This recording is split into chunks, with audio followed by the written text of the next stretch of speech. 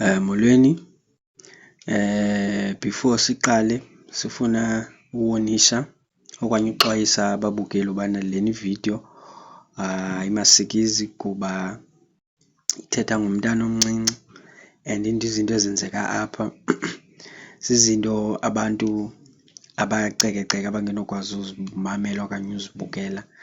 So sifuna uwonisha abantu before siqale ubana le video iphethe iinto ezinjalo.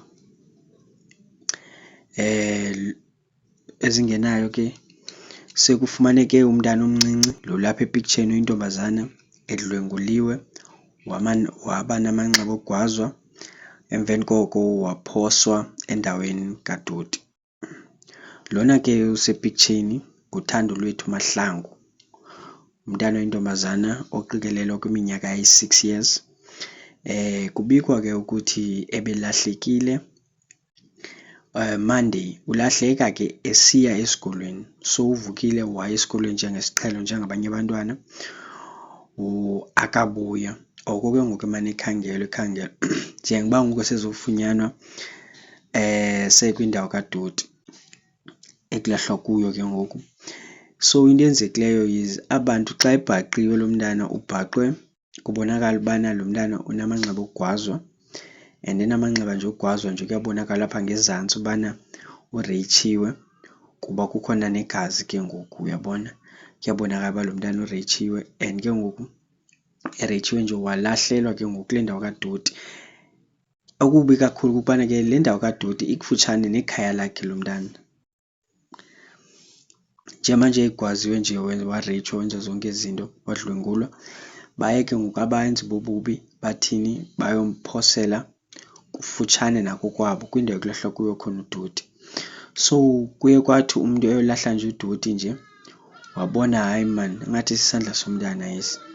Xa eqala and ke ngoku kuthiwa berephishelwe ngeplastiki emnyama. Xa beqala ke ngoku abantu uthi lo mntu lo mbhaqileyo evula wabona hayi man ngulo mntana olahlekileyo and ke ngoku unamanxeba, uyabonakala ugwaziwe, uyabonakala noba ureyitshiwe.